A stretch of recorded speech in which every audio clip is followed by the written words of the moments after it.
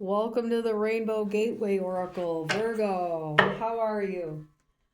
Welcome to your reading. If you're new, we have some readings in the description box.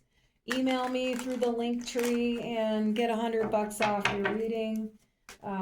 Inquire and we can get into your questions and stuff like that. What do you want to know here today, Virgo?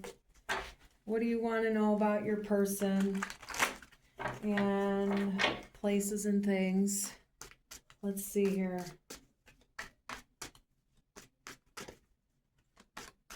The time for the cards to come out sometimes takes a minute, but we do them all different ways here at the Rainbow Gateway Oracle. It's really all intuitive. There's no right or wrong way to do it, but there are guidelines, and it's kind of like you learn how to do something, by the book, and then it becomes your own art form after a while. And when you're an intuitive, psychic individual, you just get creative with it. Seven of Wands at the bottom here.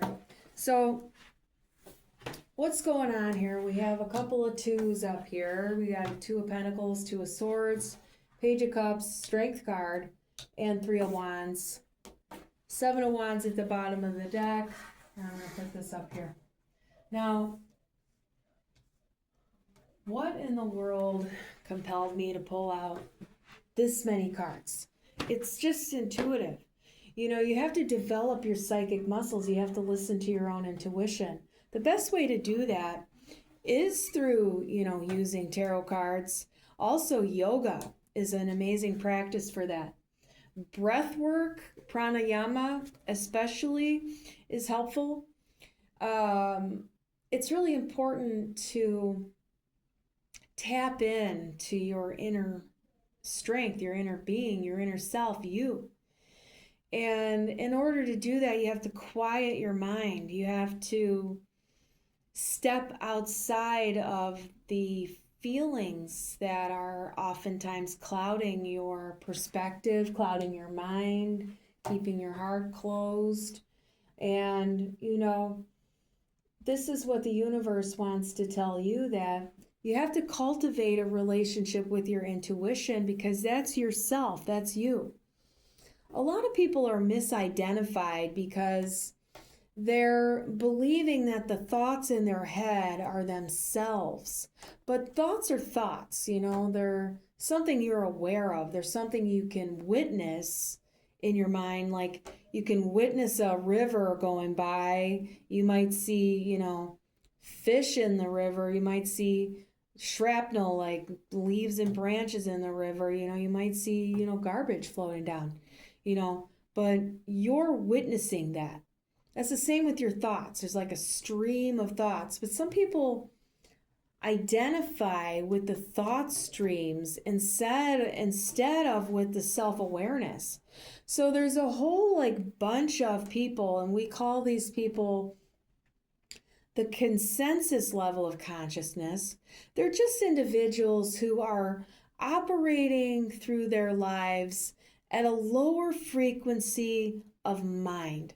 Okay, now that's not good or bad. It's just a lower frequency.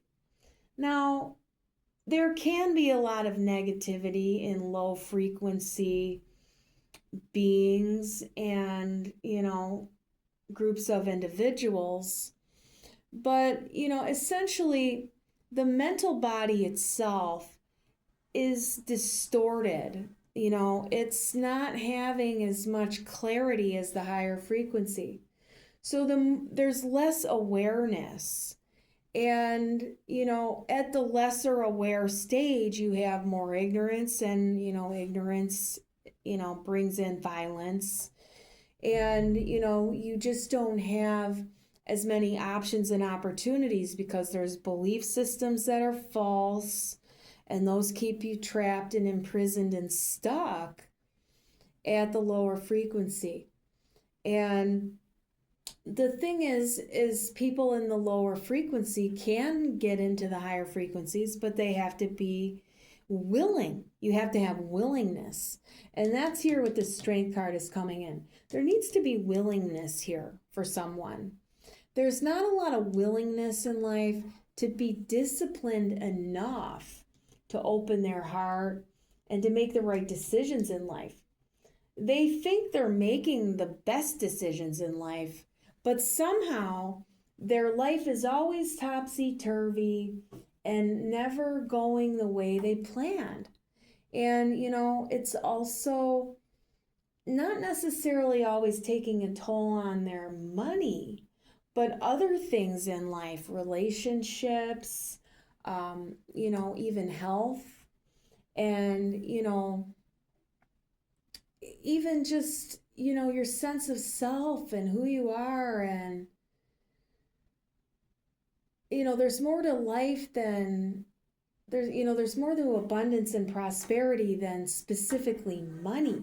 But, that's a whole talk we would have to have about stuff. But you're wanting life to go better, to be better, and you're not understanding why it's never feeling secure and remarkable to you. It's like there's a blindness inside of the thoughts, inside of the mind, inside of the self right now that it really can't see that next step. And that's okay for you if you can't see that next step. When you can't see that next step, what you want to do is take a step back and even take another step back and get yourself into a meditation practice that's weekly, if not daily. All right? Even just a few days a week if you can't, it's important that you do it. Try 3 times a day for 10-minute intervals. There's an app called Insight Timer. It's a fun app. There's some guided meditations in there as well. You might even find Yoga Nidra, Nidra, Yoga Nidra. It's a guided meditation. It helps bring awareness from your mind into your body, into your breath, into your soul, into your whole of your being. Okay? I want to tell you that if you start doing that for yourself, the universe will open something up for you and you'll know that you made the right choice there. But if you continue to have no willingness to see where you're being emotionally immature in your relationships and people don't want to be around you because of it, that's, what you need to see here is that you're not willing to see that you're being emotionally immature in relationships and people aren't wanting to, choose you and be around you. It hurts. I know. There's a lot of rejection and a lot of stuff going on here. And you can work through that stuff. That's the hard stuff. That's why you come to tarot. It's the hard stuff. And, all people, no matter what they have in life, go through this kind of stuff. You're not alone in it, but it can feel like that at times. And of course, you don't want to appear less than successful to be going through stuff like this because of the way people judge and criticize. But you don't have to judge and criticize yourself. And, you might take notice of how often you do it to other people and take a step back and, stop doing that, give your cup of love instead of, a lesser response. It seems like you're waiting for something forever and ever and ever, and it never arrives. And why does it not arrive? 5 of Swords is coming up here. And that's because, someone here is the kind of person that likes to get one over on other people and think that that makes them like a better person. It makes you a jerk, you know. That's why you're not getting anywhere. You know, we have the moon upside down and the devil. You know, there's like this real contempt that you put on other people all the time in relationships. And you come to the tarot to try to find out what's going to happen with this next person here, this King of Wands energy. This person is going to do the same thing that all the other persons do. And that's because of the way you are to them emotionally. There's a real emotional abuse dynamic here. Yeah, Seven of Swords. There's just not any care at all for other people. There's control dynamics. And, you know, you just can't see things from any other perspective. And, you know, there's just not that willingness. There's a lot of real woe is me, a lot of self-pity here. You can't have a good relationship with anybody ever if you don't cultivate one with yourself. But you shut it down. You shut the relationship with yourself down, and there's no generosity for you, you know, to yourself. Like you won't give yourself the nourishment. You won't meet your own needs. You don't do the things for self-care that you know you should do and stuff like that. And that's why you're not getting any calls. Nobody's wanting to get anything started with you. Nobody's wanting to take you to bed, you know. And that's, you know, you're not broke, but you think you don't have very much because you see what other people have, and that's called happiness, and you don't have it.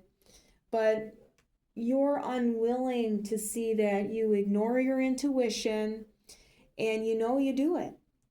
And that's what you have to see, is that there's a big time pattern of self-loathing here.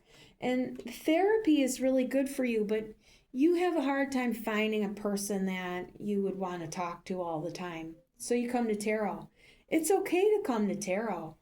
The thing is that you have to deal with the karma that you were dealt in life, and you have to, you know, pick yourself up out of it.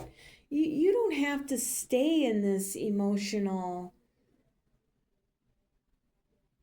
byproduct of your childhood, but you have to do the work, and it's not easy. It doesn't come to you like on a platter. You know, you have to actually go out and get those pentacles by working hard.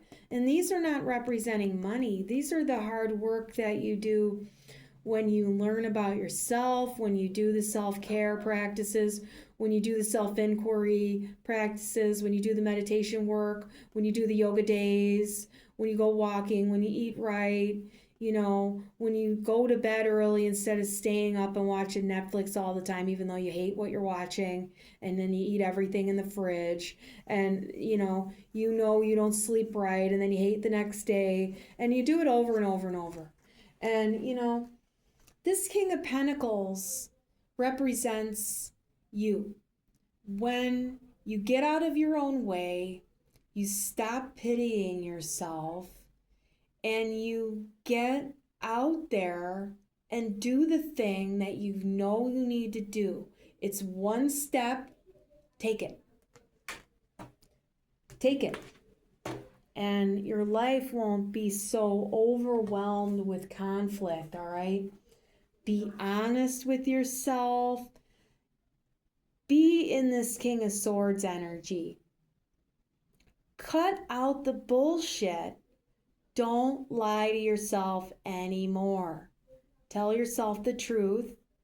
Give yourself the love. You can have that. You can care for yourself through the bad feelings, through the upset, through the hard times. You have to go into those feelings that you're avoiding. Hear that, okay? Don't avoid it. Take the step. Please. You'll thank yourself for it.